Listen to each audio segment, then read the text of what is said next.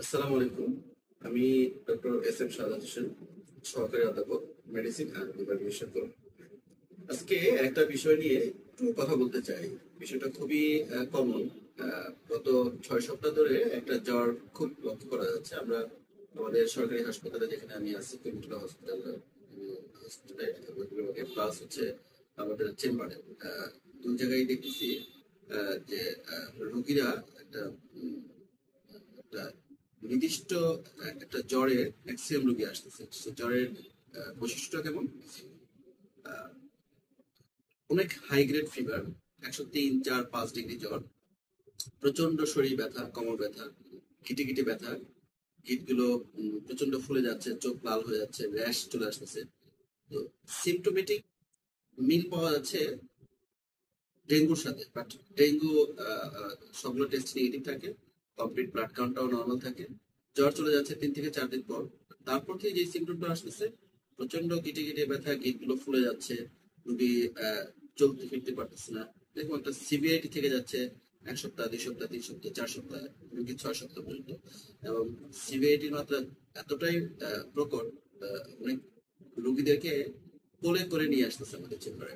এবং ম্যাক্সিমাম রোগী খুব হাইলি টক্সিক থাকতেছে, খুবই টক্সিক, খুবই সিক হয়ে যাচ্ছে। আমরা চিকুনগুনিয়া টেস্টও করে দেখতেছি, চিকুনগুনিয়াও already negative, but without antibiotic patient ভালো হয়ে যাচ্ছে। আমরা ব্লাড কালচার করতেছি।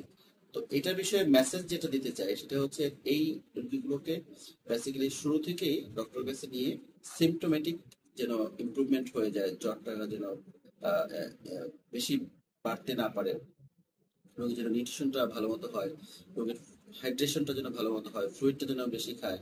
এবং রোগীর ফার্স্ট লাইন ইনভেস্টিগেশন করে নিয়ে ডক্টরের পরামর্শ অনুযায়ী যদি শুরু থেকে ওষুধ খায়, আমি যেটা খেয়াল করেছি, পেশেন্টটা সাফারেন্সটা কম থাকে। তো আহ, এই জ্বরগুলো নিয়ে বাসায় বসে না থেকে খুব দ্রুত ডক্টর কাছে আসবেন এবং ডক্টর শরণাপন্ন হবেন। প্রয়োজনীয় ইনভেস্টিগেশনটা অবশ্যই করতে হবে, অ্যাজ ওয়েল এজ রোগীর যে চিকিৎসাটা অবশ্যই বিশেষজ্ঞ ডাক্তার দিয়েই চিকিৎসা করে নেওয়া উচিত।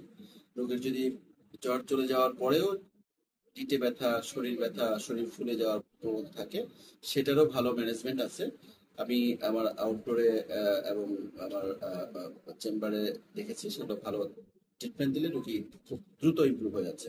কিন্তু চিকিৎসা না করলে রোগীর কমপ্লিকেশনটা অনেক দিন থেকে যাচ্ছে, এবং সেটা রোগীদের জন্য অনেক বেশি প্রকোপ আঘাত ধারণ করতেছে।